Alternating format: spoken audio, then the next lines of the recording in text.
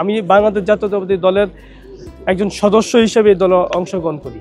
দীর্ঘ রাজনীতিক আমি 5 বছর ছাত্র রাজনীতিতে সভাপতি হিসেবে দায়িত্ব পালন করার ফলে আন্দোলন সংগ্রামে নারায়ণগঞ্জের যে প্রেক্ষাপট, নারায়ণগঞ্জের রাজনীতিক যে কালচার ছিল, সেই কালচার থেকে আমি আমার মতো করে সাংগঠনিক দক্ষতা বিচক্ষণতার মাধ্যমে আমি যখন রাজপথে সক্রিয় ভূমিকা রাখি এবং দলের যে কোনো কর্মসূচি সশরীরে পুলিশের গুলিকে অপেক্ষা করে স্বৈরাচার শেখ হাসিনা এবং নারায়ণগঞ্জে একজন গডফাদার ছিলেন শামীম ওসমানের রক্তচক্ষুকে ভয় না পেয়ে আমি তখন রাজপথে সক্রিয় ভূমিকা পালন করে থাকি। যার দরুন আমাকে আমাদের অভিভাবক, আমাদের সাংগঠনিক এবং বাংলাদেশ জাতীয়তাবাদী দলের যিনি ভারপ্রাপ্ত চেয়ারম্যান হিসেবে যিনি তৎকালীন দায়িত্ব পালন করেছিলেন এবং আমাদের সকলের অভিভাবক, এশিয়ার মধ্যে সবচেয়ে জনপ্রিয় নেতা আমাদের নেতা জনাব তারেক রহমান, তিনি আমাকে ছাত্রদল থেকে সরাসরি নারায়ণগঞ্জ জেলা যুব দলের সদস্য সচিব পদে পদার্পণ করেন।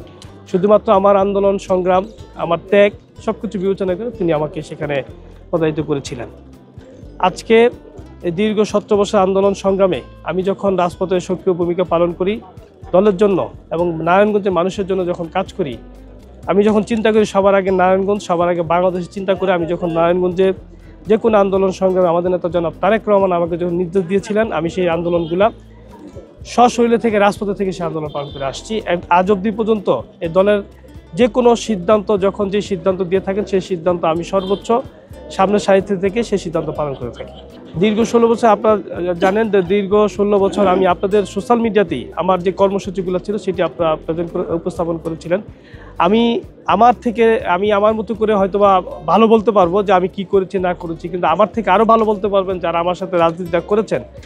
আমার যে নারায়ণগঞ্জ জেলা যুবদল এবং এই থানার ফতুল্লা থানা যিনি ভারপ্রাপ্ত আহ্বায়ক হিসেবে দায়িত্ব পালন করেছেন এবং সদস্য সচিব হিসেবে যিনি দায়িত্ব পালন করেন, তারা আমার থেকে ভালো বলতে পারেন, কারণ তারা আমার সাথে দীর্ঘ সময় ছাত্র রাজনীতির পর আমি যখন যুবদলে আসি তখন তাদেরকে নিয়ে রাজপথে আন্দোলন সংগ্রাম করতে গিয়ে আমার এই আন্দোলন সংগ্রাম করতে গিয়ে 103টির মামলার অধিক মামলা খেতে হয়েছে, একাধিকবার 7বার অধিক একাধিকবার আমাকে জেল খেতে হয়েছে এবং হামলা মামলার পাশাপাশি অসংখ্য নির্যাতনের শিকার, গুমের শিকার হতে হয়েছে আমাকে।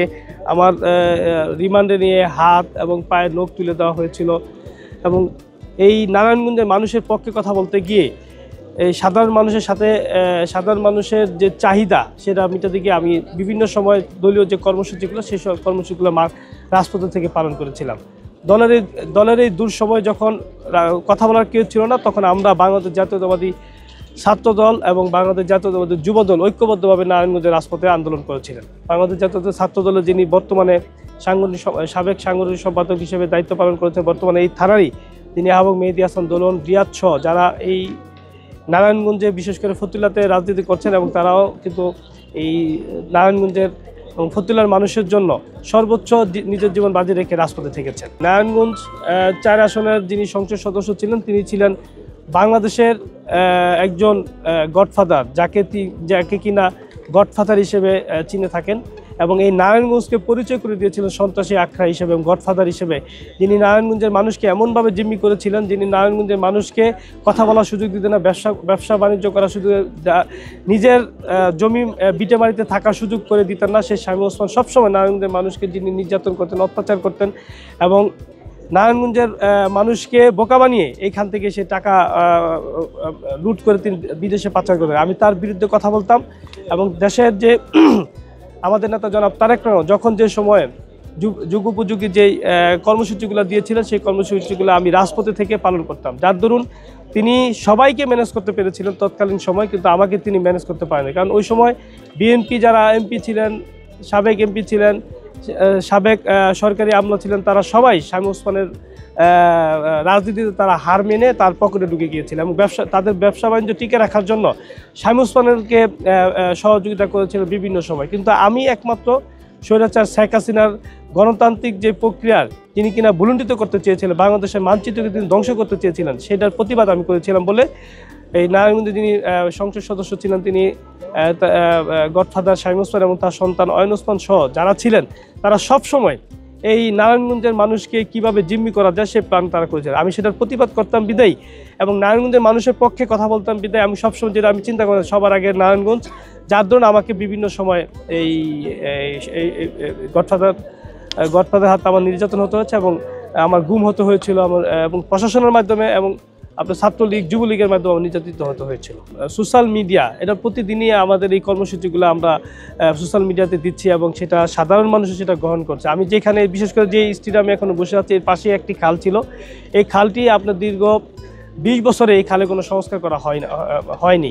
শামীম ওসমান এই খাল এবং বিভিন্ন প্রজেক্ট দেখে 1300 কোটি টাকা ডিএনডি 1300 কোটি টাকার প্রজেক্ট তিনি নিয়ে আসছিলেন। তারপর নারায়ণগঞ্জে তিনি সিঙ্গাপুর বানাবো বলে তিনি 6000 কোটি টাকা নিয়ে এসেছেন। তিনি কোনো সিঙ্গাপুর তো দূরের কথা, কোনো ধরনের দৃশ্যমান কোনো কাজ তিনি নারায়ণগঞ্জে এই ফতুল্লাতে বা আশেপাশে কোনো জায়গায় তিনি করেনি। বাট আমরা স্বৈরাচার শেখ হাসিনার পতনের পরে বৈষম্য বিরোধী ছাত্র আন্দোলনের 5ই আগস্টের পরে আমরা এইখানে যারা দেখছেন যে এখানে আমাদের এই এলাকার মুরব্বী আছেন, আমাদের সরকারি তুলাম কলেজের তিনি টিচার, এবং এই এলাকারই যারা পঞ্চায়েতের আছেন তারাও আছেন। আমরা এখানে যে খাল খননগুলো করেছিলাম, যিনি কিনা 17 বছর মানুষকে প্রতি বছরই আসলে হাঁটু পানি কোমর পানি নেমে আসলে বলতেন যে এখন থেকে এই এলাকার জলবদ্ধতা থাকবে না, পানি থাকবে না, কিন্তু সেটা তিনি কিছুই করেনি।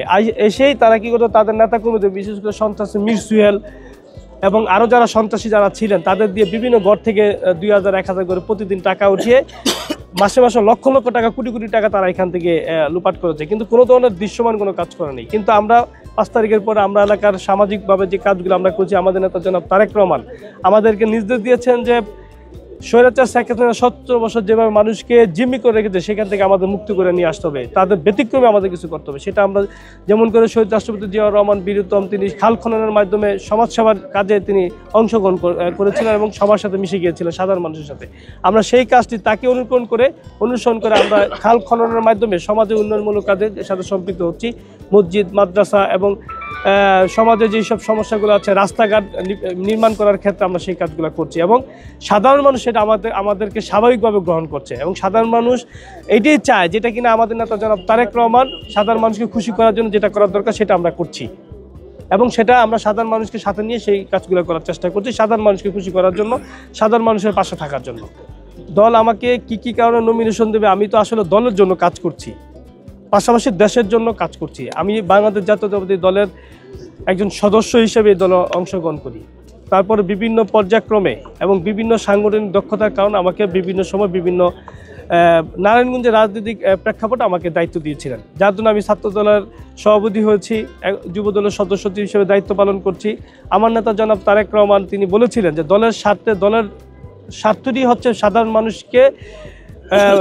সাধারণ মানুষের পালস বোঝা এবং সাধারণ মানুষ কি চায়, সাধারণ মানুষ কি করলে খুশি থাকবে, সাধারণ মানুষ স্বাভাবিকভাবে কিভাবে এই সমাজে বসবাস করতে পারবে, বসবাসযোগ্য কিভাবে করা যায়, সেই কাজগুলো আমি করছি।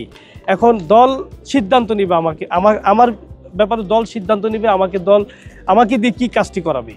তা আমি দলের জন্য কাজ করছি। বর্তমানে একজন রাজনীতিবিদ সে চিন্তা ভাবনা করে জনগণের পাশে থেকে জনগণকে সেবা করার জন্য, জনগণ কিভাবে সেবা পাবে সেই চিন্তাটা একজন রাজনীতিবিদ, আমি সেই চিন্তাটাই করছি। তবে জনপ্রতিনিধিত্ব যদি হওয়া যায় সেই ক্ষেত্রে জনগণের সেবাটা করতে আরও সহজ হয় এবং তার জনগণের পাশে যাওয়া যায়, জনগণের সেবা করার জন্য জনগণের ধারে যাওয়া যায়। তা আমি যেহেতু রাজনীতি করি, আমার অবশ্যই জনগণকে নিয়ে আমার কাজ। তো আমি বিশ্বাস করি এবং আমি আস্থা রাখতে চাই আমার দলের হাইকমান্ডের প্রতি যে আমি যদি দলের জন্য কাজ করতে পারি বা দলের জন্য কাজ করে থাকি বা জনগণের পাশে যদি আমি থাকতে পারি বা জনগণ যদি আমাকে চায়, তো জনগণের সিদ্ধান্ত নেবে আমাকে দিয়ে জনগণের কতটুকু কাজ করাবে। তো দলও আমি ঠিক সেই জায়গায় দলও সিদ্ধান্ত নেবে আমাকে দিয়ে দল কি করাবে, বা দল যদি আমাকে মনে করে যে বাংলাদেশ জাতীয়তাবাদী দলের বিএনপির যে সামনে যে নির্বাচন হবে সেই সংসদ নির্বাচন আমাকে নারায়ণগঞ্জ 4-এ আমাকে দিয়ে কি সে নির্বাচন করাবে, সেটা দলের সিদ্ধান্ত নেবে। তো আমি বিশ্বাস করি আমি যেমনটি করে সাধারণ মানুষের সাথে মেশার চেষ্টা করছি, জনগণের জন্য কাজ করার চেষ্টা করছি, আমার দলও আমাকে নিয়ে সেই চিন্তাটাই করবে, যেহেতু আমি দলের জন্য নয়, জনগণের কাছে গিয়ে জনগণের সেবা করার চেষ্টা করছি। তো আমার বিশ্বাস জনগণের যে আস্থা, জনগণ যেটা চিন্তা করে যে একজন জনপ্রতিনিধি তেমনই হবে যেমনটি আমরা চাই, যেমনটি করে সাধারণ মানুষ চায়। তা আমার বিশ্বাস আমার নেতা জনাব তারেক রহমান সেই সিদ্ধান্ত নিবে আমাকে নিয়ে, যে আমি যেহেতু দলের জন্য সর্বোচ্চ ত্যাগটা স্বীকার করেছি আমার দলের জন্য, এবং আমার নেতা জনাব তারেক রহমান এবং দল 3টি অপশন দিয়েছেন, যে 3টি অপশন আমার আছে। ত্যাগ, জনগণের প্রতিনিধিত্ব হওয়ার যেই জনপ্রিয়তা, আর হলো সমাজের সাথে আমার যে সম্পর্কটা মানে যোগাযোগটা, 3টি আমার আছে। তা আমার বিশ্বাস যেহেতু 3টা আমার আছে, আর নারায়ণগঞ্জ 4 আসনে বর্তমানে যারা এই ক্যান্ডিডেট আছেন আমার বিশ্বাস তাদের তিনটা একটাও নেই যেটা আমার আছে। তো আশা করি দল যেহেতু 3টা অপশন দিয়েছে, যে 3টা অপশন যেহেতু আমার আছে, আমার আত্মবিশ্বাস দল আমার উপর নির্ভরশীল রাখতে চায় নারায়ণগঞ্জ 4 আসনে। আমি যদি নমিনেশন পাই তাহলে তারা আমার পক্ষে কাজ করবে, কেন করবে না? কারণ আমি তো তাদের পক্ষে কাজ করছি, যারা জনপ্রতিনিধিত্ব করার জন্য কাজ করছেন আমি তো তাদের সাথে থেকে কাজ করছি। এবং তারা যদি দলকে বিশ্বাস করে, দলের হাইকমান্ডকে যদি তারা মেনে থাকে, তো দলের বাইরে গিয়ে এখন পর্যন্ত দলের বাইরে গিয়ে কেউ কিছু করতে পারেনি। তো দল যদি করে থাকে, দলের হাইকমান্ড এবং দলের সিদ্ধান্ত, এবং আমাদের নেতা জনাব তারেক রহমানের বাবা শহীদ রাষ্ট্রপতি জিয়াউর রহমান বীর উত্তম, তিনি যে 19 দফা দিয়েছেন, তারপরে সেই 19 দফা বাস্তবায়ন করার জন্য তার সে অসম্পূর্ণ কাজগুলো যেটি ছিলেন, যেটি দেশনেত্রী বেগম খালেদা জিয়া পালন করার চেষ্টা করেছেন। দেশনেত্রী বেগম খালেদা জিয়া 19 দফা বাস্তবায়ন করার ক্ষেত্রে যে অসম্পূর্ণ যে কাজগুলো ছিলেন, সেই কাজগুলো এখন আমাদের নেতা জনাব তারেক রহমান 31 দফার মাধ্যমে, 19 দফার সাথে আরো ইনক্লুড 31 দফার মাধ্যমে সেটি সম্পূর্ণ করার চেষ্টা করছেন। আমরা সবাই সেই কাজটি করার চেষ্টা করছি। আমরা যদি সবাই একটি কাজ যেহেতু করতেছি, আমার বিশ্বাস দল যখন আমাকে নমিনেশন দিবে, আমি যেহেতু তাদের সাথে কাজ করতেছি, তাদের জন্য কাজ করতেছি, অবশ্যই তাদের একটা থাকবে যে আমার প্রতি তাদের যে সিম্পিতি, যে ভালোবাসা, যে শ্রদ্ধা, স্নেহ, ভালোবাসা, সেটা সবই আমার প্রতি থাকবে ইনশাআল্লাহ। মশিউর রহমান রনি হচ্ছে ছেলে তুল্য, সন্তান তুল্য, বয়সে মানে সন্তানের মতো হলেও কিন্তু সে আমাদের নেতা। যেমন সে রাজপথে বিগত আমলে যে শ্রম দিয়েছে, এটা তো আমি যেহেতু রাজনীতি করি, আমি পাশে ছিলাম। শামীম ওসমানের অনেক হুমকি ধুমকির মাঝখানেও কিন্তু নারায়ণগঞ্জকে সে সচল রেখেছে, মানে কোনো কিছুর ভয় পায়নি। তো আমরা এমন একজন নেতা চাই, যে নেতা নাকি জনগণের, যে তার সাথে কথা বলতে পারবে। অনেকে এমপি হয়, আসলে তাদের কাছে একেবারেই যেতে পারে না। তো মশিউর রহমান রনি রাজপথে যেরকম ছিল, এখনও 5ই আগস্টের পরে জনগণের সাথে যেভাবে মিশে কাজ করছে, খাল উদ্ধার করছে এবং ড্রেন, যেখানে রাস্তা ভাঙা দেখছে ঠিক করে দিচ্ছে। আমরা এমন একজন জনদরদি নেতা চাই। মশিউর রহমান রনি তৃণমূল থেকে উঠে আসা একজন ছাত্রনেতা থেকে শুরু করে যুবনেতা হয়েছেন। উনি অত্যন্ত জনপ্রিয় একজন লোক, এই ফতুল্লা 4 আসনের জন্য অত্যন্ত জনপ্রিয় একজন লোক। আমাদের প্রত্যাশা থাকবো ফতুল্লার যেসব কাজগুলি, যেসব উন্নয়নমূলক কাজ শামীম ওসমান করে যায়নি, বিগত এমপি সাহেব যেসব কাজগুলি করে যায়নি, যেমন ডিএনটি বাঁধে একটি বিশাল সমস্যা, পানি উঠে যায়, এই সমস্যাগুলি দূর করতে হবে। আর ড্রেনের কাজ, যেসব কাজ, রাস্তাঘাট, অসমাপ্ত কাজগুলি সব সমাপ্ত করতে হবে যদি উনি এমপি হন। আমাদের কাছে আশা, আপনার কাছে এটুকু আপনার আশা। মশিউর রহমান রনি অত্যন্ত জনপ্রিয় একজন ব্যক্তি আমার দৃষ্টিতে। আমি যতদিন বা বর্তমানে যা অবস্থা দেখতেছি, নেতা হওয়ার জন্য সে জনগণের পাশে দাঁড়ায় না। জনগণের পাশে দাঁড়ানো তার একটা মানে অন্তরের একটা মহব্বত। সে মানুষের সেবা করতে চায়, সে জনগণের সেবা করতে চায়। আমি আশা করি মশিউর রহমান রনি যদি আমাদের 4 আসনের এমপি মনোনয়ন পায়, সে অবশ্যই পাশ করব এবং সে পাশ করে জনগণের কল্যাণে কাজ করব। আজকে আমরা এখানে তীব্র রোদের ভিতরে এই মশিউর রহমান রনির জন্য আমরা এখানে এসেছি। আমার এই তরুণ নেতার কাছে 2টা প্রত্যাশা। একটা হলো এই অবহেলিত নারায়ণগঞ্জের মানুষের চিকিৎসা ব্যবস্থা। আমরা এই নারায়ণগঞ্জ একটা কাগজে কলমে একটা ধনী জেলা হইল, আমরা নারায়ণগঞ্জে চিকিৎসা সেবা পাই না। এবং এই নেতা যদি এমপি হয়, আমার প্রত্যাশা তার দিয়ে আমরা এই সমস্যাটা সমাধান করতে হবে। আরেকটা হলো, দ্বিতীয় প্রত্যাশা হলো, আমরা বুড়িগঙ্গা এবং শীতলক্ষার মাঝখানে নারায়ণগঞ্জ শহরে বাস করি। এই যে শুকনো মৌসুমে আসলে যে দূষণ আমরা যে হই, আমার প্রত্যাশা এই নেতার মাধ্যমে, এই এমপি হলে আমরা এই দূষণের থেকে আন্দোলন করতে পারবো এবং নারায়ণগঞ্জবাসীকে এই দূষণের থেকে মুক্ত করতে পারবো ইনশাআল্লাহ।